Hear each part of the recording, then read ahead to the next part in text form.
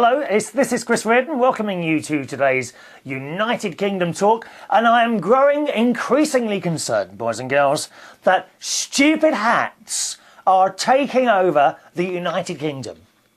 Now, you may remember, if you have been with the show for a long time, more than a year, you may remember that around this time last year, I was very upset about the stupid hats that people kept wearing then. Okay, they were basically a knitted woolen hat with plaits down the side. Now, I think it was Joe Morris who wrote in and mentioned that these were something to do with the Aztec Incas or something. I don't know what it is. Some strange tribe somewhere. But everyone was walking around with these ridiculous hats with the long pigtails on either side of multitude of colours, dear. And they look, I just don't think people realise how stupid. Let me just do something. I always forget something. I always forget to do something at the beginning of the show. Just a minute. What am I doing? There we are. Let me just hit a play button there. There we are. Is that right? Have I done that now? I'm sure I have. There we are. Yeah. I just don't think people realise how stupid they look. I think really you should go up to people in the street and say, excuse me, you look really stupid with that hat on. Well, that was last year. Now this year, those hats are still around, but they appear to have been replaced in the... Oh, I've got my belt and zip undone here. How awful. Oh, I do apologise, those of you watching on YouTube. I've got myself ready and I haven't finished it off. Sorry about that. Zip under... Oh, I don't know. I hope I didn't expose myself then to you. You see, there are advantages to watching the show as well. Oh, yes, you get little extra bits and pieces. If you're a listener, then all well and good. If you ever want to watch it, it's very easy to do that. Just go on to the Tinternet and go to unitedkingdomtalk.co.uk. And there you can select the show that you wish to listen or watch to, OK? unitedkingdomtalk.co.uk. Now, this year, they seem to have been replaced by other hats, which are kind of on the... They're kind of... I don't think they're woolen. They're not woolen as in... How can I... Oh, knitted. That's it. They're not like knitted. They're kind of... I don't know what the material is. It's like fairly flat. But they have an extra bit at the top. And it kind of folds over and hangs down the back. And people aren't aware that they look really ridiculous in these. Not only that, to me, a hat is a way of keeping one's head warm. Right? So why, oh why... do people wear these in pubs and clubs? Will someone please explain this to me? It is absolutely ridiculous. Absolutely ridiculous. James Dean's got one. James Dean, host of matineeshow.co.uk. He wears one of these hats when he's out. He didn't wear it last time because he's just done something very strange to his hair. Blonde troughs and things like that. I don't want to sort of go too slowly on James Dean. We're trying, whenever we talk about James Dean, we're trying to rush through it like he does with his show. Rush. Oh, moving on. He's starting to feel that he's more important, I think, than other people. I am getting that impression. He likes to be in control. Not of me, is not, my dears. Anyway, he's got one of these hats. And he wore it the other week when he came down, or a couple of months ago when he came down here, when he came out to Belushi's on Saturday night. I think it was he came out. Was it the Saturday? Yeah, it was the Saturday. Come in the pub with this stupid hat on. He's not the only one though. There's 2 or 3 people who are. I mean, they start to spread like viruses. These fashions, don't they?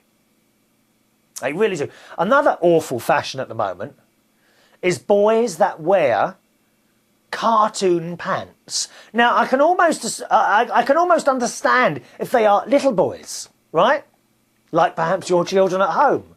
But why are teenagers over the age of sort of 18, I was going to say 20 then, but then you're not a teenager. Okay, let's go a bit higher. Why would you wear a pair of these over the age of 18 and have them sticking outside of your trousers? We've got people in their 20s, even 30s, wearing cartoon pants. I've never seen anything like it. And they have them outside their trousers. You must have seen this on display for all to see. Now, I'm sorry, boys and girls, there's nothing wrong with a pair of nice, clean, white pants. Cartoon pants for the over 18s should be banned immediately.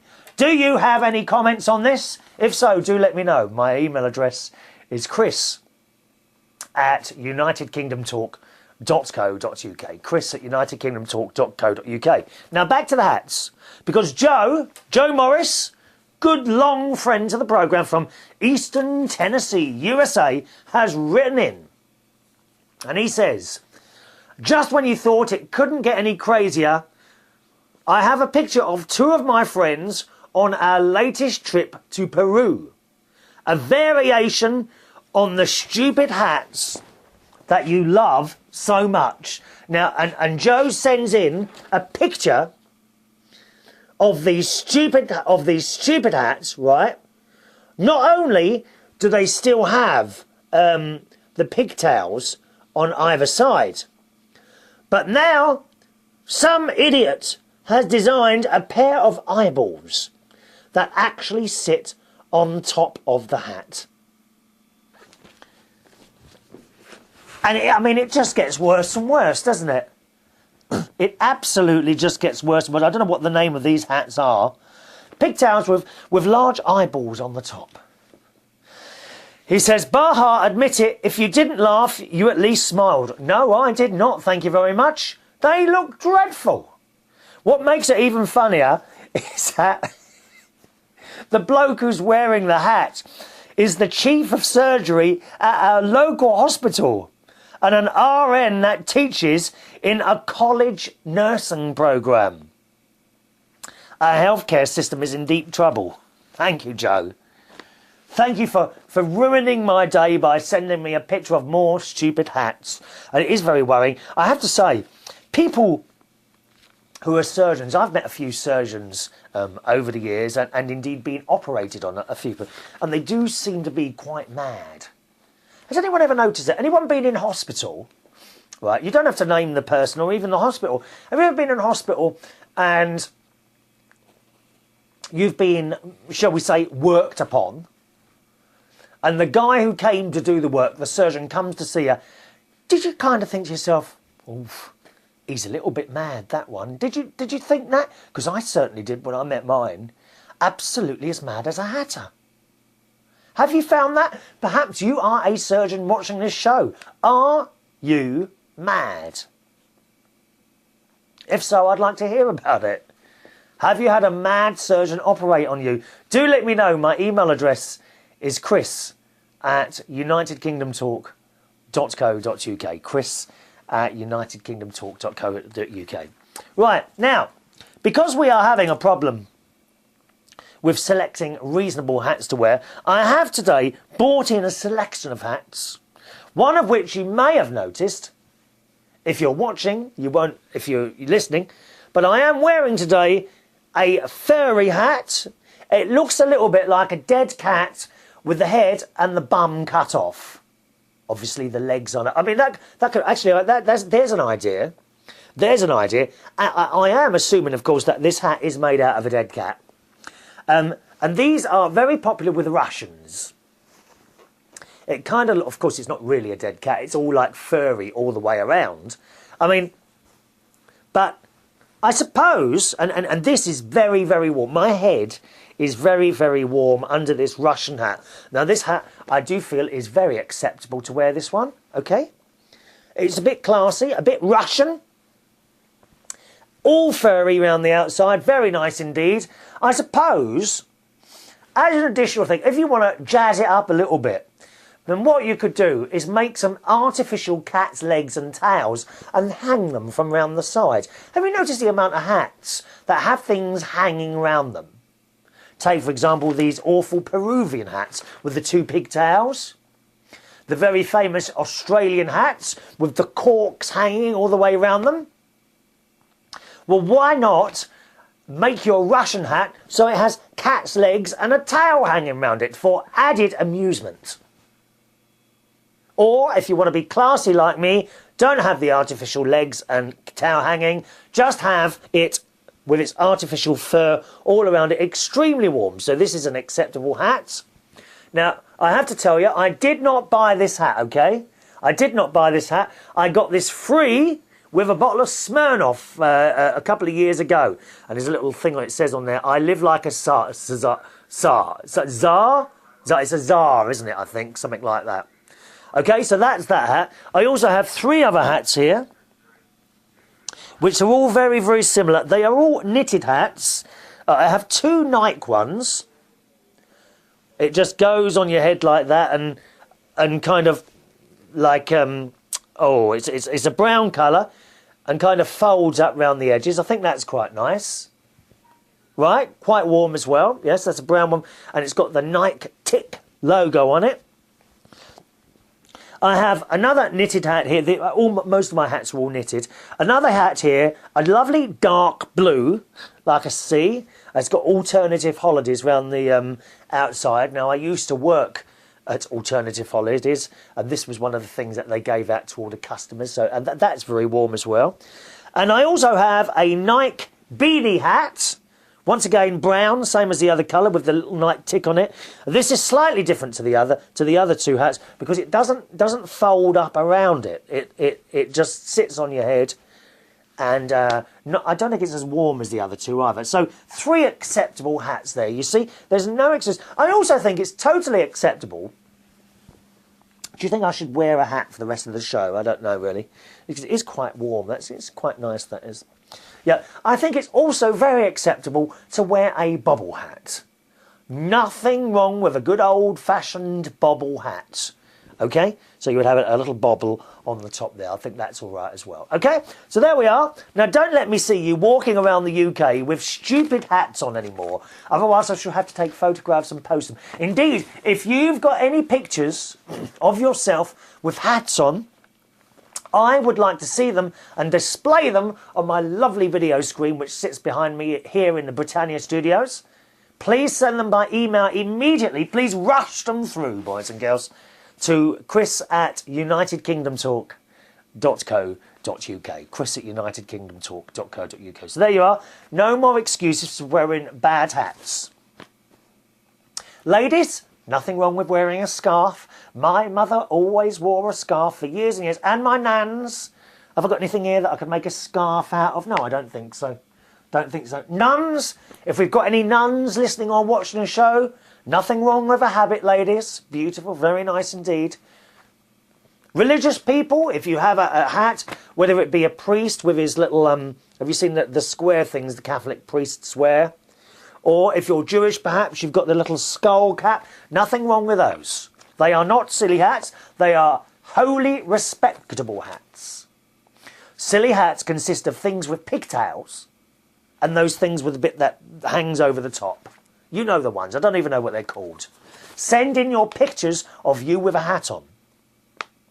chris@unitedkingdomtalk.co.uk. All right? On to an email from Brenda.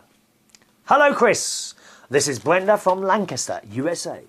I just found out something that shocks and amazes me.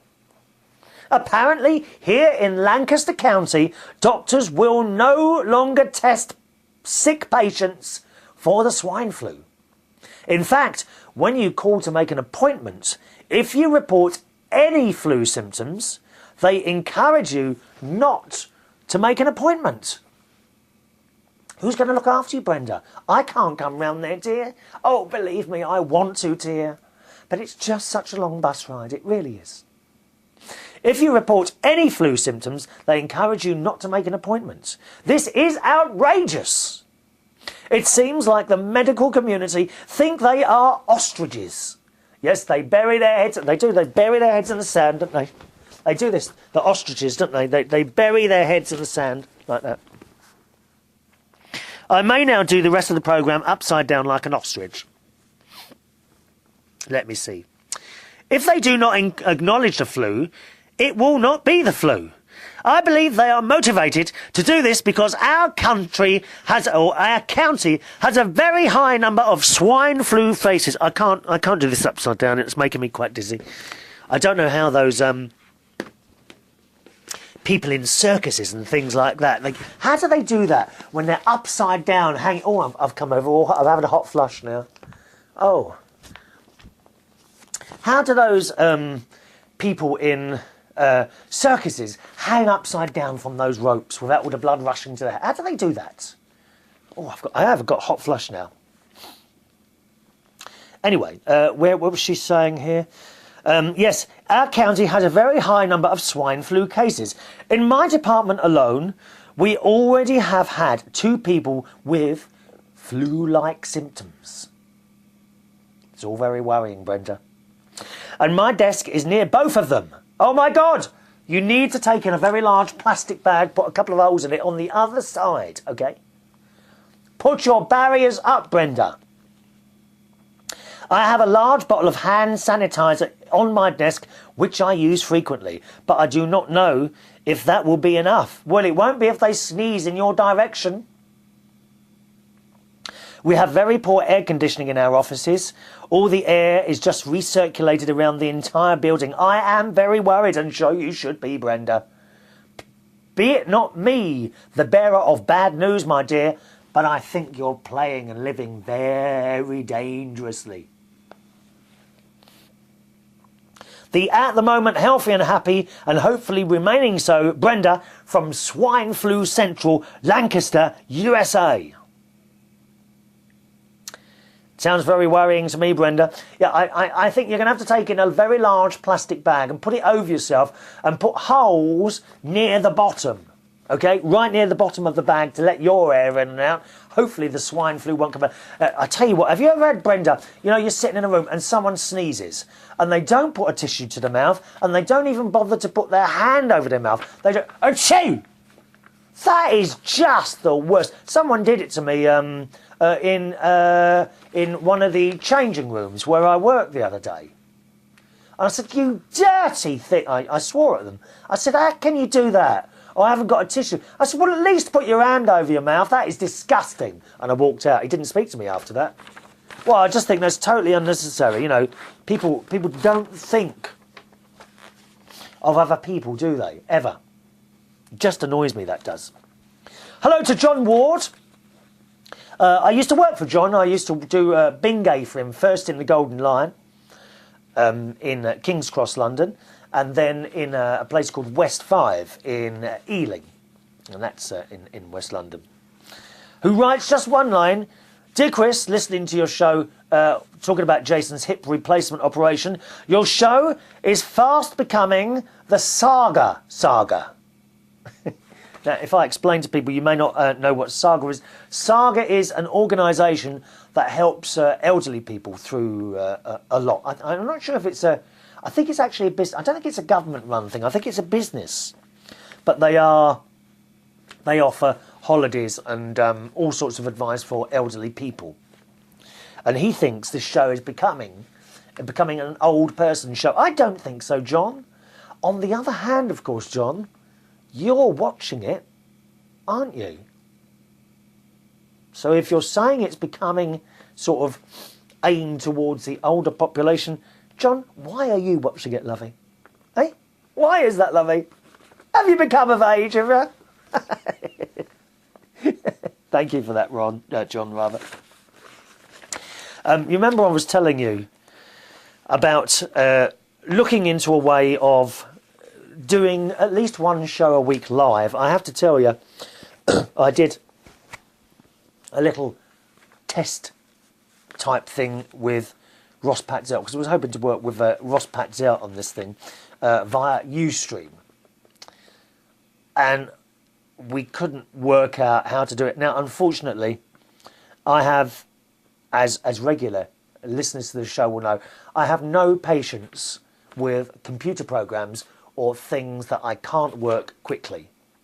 And I'm afraid I lost patience with Ross, and not with Ross, with the computer program. And we were chatting on the Skype thing for a while, you know, by text. And after 15 minutes, I just lost patience, and I said, no, I'm going now. Can't do it. Goodbye, basically. No, I wasn't rude or anything like that. So I don't know. We may not be able to do it live. It was just so complicated, and you know, you need someone that that understands you to be able to work with you. When I run into computer problems, it's terrible, and you can ask a lot of people about this. I just fall apart. I cannot cope with learning computer programs, and it's always so hard. There's no one really to show you what to do, is there? It's always read a help file or go to the help pages, or if you email these people that run things, such as Ustream, you don't really get any help from them, do you? So I lost patience and hung up on him in the end, and I just couldn't do it. It's just so annoying. He was trying to do it. It just wasn't working for me. So I don't know about this whole live thing. We might have to do away with that idea. I wanted to do it. I think it'd be wonderful to be able to take phone calls and Skype messages as they come through, but there you go. Was not unsuccessful with the first test we did on Ustream. Maybe we'll try it again. I don't know. All right. Quick one here from Mark. Now, Mark, you don't say where you are. It's just a one-line thing here, and he says, "Love your programme," and that's from Mark. So thank you very much for that one, Mark. Got an email from someone else who listens to the show. Oh, his name eludes me for the moment. Was it? I can't remember. Didn't print out an email from him here anywhere. No, I haven't printed out the email. But he kindly told me, now this is of course last week now because the show's recorded a week in advance. He told me that he offered me tickets to go and see, are you ready for this, Thelma Houston at the Jazz Cafe in Camden Town. And I would dearly have loved to go and see her. Can you imagine that, going to see Thelma Houston perform? One of the great singers of all time, Thelma Houston, and unfortunately I couldn't go, so I emailed him back again. And I said, please let me know when Thelma Houston is back in the country, and I'll be happy to go and see her sing somewhere. It must be fantastic to sit there and listen to one of the Motown greats and watch them perform. I suppose really, I hate to say this, but if you want to see some of these Motown greats, Stevie Wonder, Thelma Houston, Martha Reeves, all of those, without sounding horrible or awful, you need to go soon, if you see what I mean, do you? Because these people have been around for a long time now. And, you know, God willing, they will be around for a lot longer. But, you know, the people are getting older. So if you want to go and see these fantastic Motown legends, whose music will live forever, I believe, you've got to start sorting it out now, I think. Don't leave it 20 years, you know. There we are. So, Thelma Houston, Jazz Cafe. Love to see her. Millie in Minnesota writes, "Hi, Chris. I'm glad to hear that Jason's hip operation recovery is going so well for him." Yes, it is, Millie. Slowly but surely, I think are the words we're looking for here. Slowly but surely. It's coming on all right. Millie says, "I've been through 3 hip surgeries myself, although obviously they were not hip replacements, and I know how emotionally and mentally draining the recovery period can be.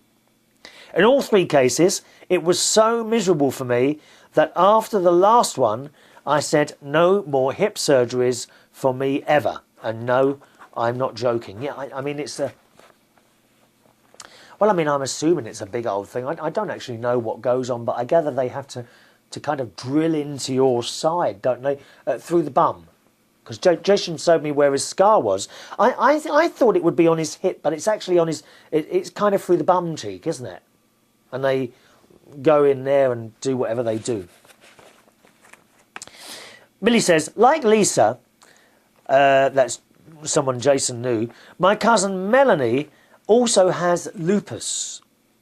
And in her case, she also developed arthritis as a direct result of it.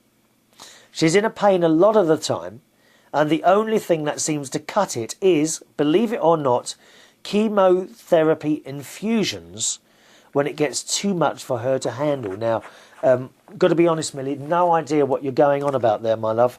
I don't know what a chemotherapy infusion is, so I don't know if you want to come back to us with that one. So thank you for that. That's from Millie in Minnesota. Now, I think that it's just the one more email today, actually, I think. Let me have a quick look here. Yes. Yeah, quick look here. Tom Harris from TomHarrisUSA.com, another fellow podcaster. Hello, Tom. Who says, "Hiya, Chris. Speaking of carveries," yes, sir, as you know, I've taken quite a liking to going to carveries once a week now for dinner. We get a very good meal for a very reasonable price. And Tom says, "I forgot to mention that on my recent trip to the UK," yes, we met, didn't we? Tom actually came to Belushi's in Hammersmith, where I do my Monday night karaoke, which last week was exceedingly good, I have to say. The trouble with karaoke, and I've mentioned this a few times, is that the busier they get, the less chance you have of singing. So, and there's nothing worse than going to a night that's pretty empty. You know, you could do, when you start karaoke nights off, you're lucky to get 5 or 6 people, and it's the same ones that come up and sing, and that can be a little bit too much. The trouble is, as it gets busier, these people sing less and less. And indeed, I have to say, last Monday, it was so good that most people only sang twice, right? And similarly, the karaoke at the London Bridge Belushi's in Borough High Street that I do Wednesday, now that one's 10 till 2, that too is very busy and has actually been busy from the start. Now, got to tell you, it's not me that's built the crowd up there. There was another guy there before me, and I kind of took over from him. I replaced him on the Wednesday night. Never met him, don't know what it's like or anything like that, but it was already busy when I started and has continued to be there. So I think it wasn't as busy as the Hammersmith one this week. I think most people sung 2 or 3 times.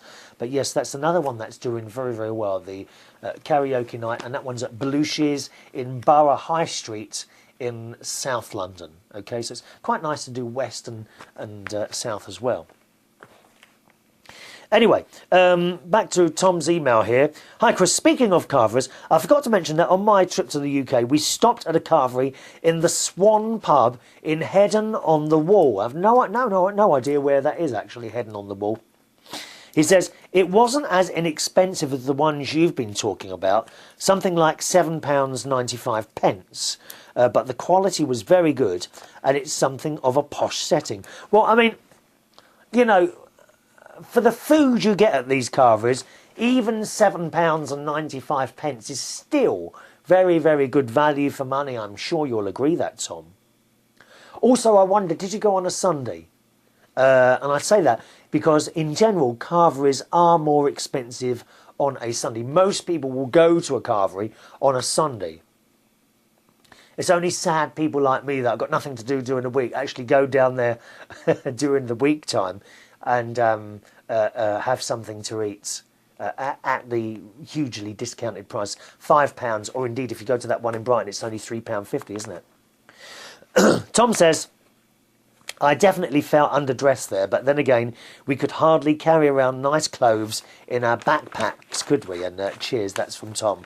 Yeah, I know, when Tom came to the UK, I think he actually had backpack rather than suitcases. Which is a great way to travel, actually. But, I mean, I did sort of wonder, perhaps I could take a backpack to Australia. But everything gets creased and all that, though, Tom, doesn't it, eh? And besides, I am going for 3 weeks. I don't think I'd get an awful lot in a backpack. Would I?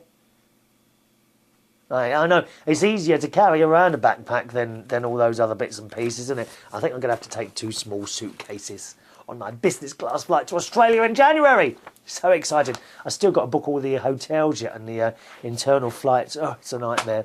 Time to go, boys and girls. Don't forget, do please join in by email. It's always a pleasure to hear from you.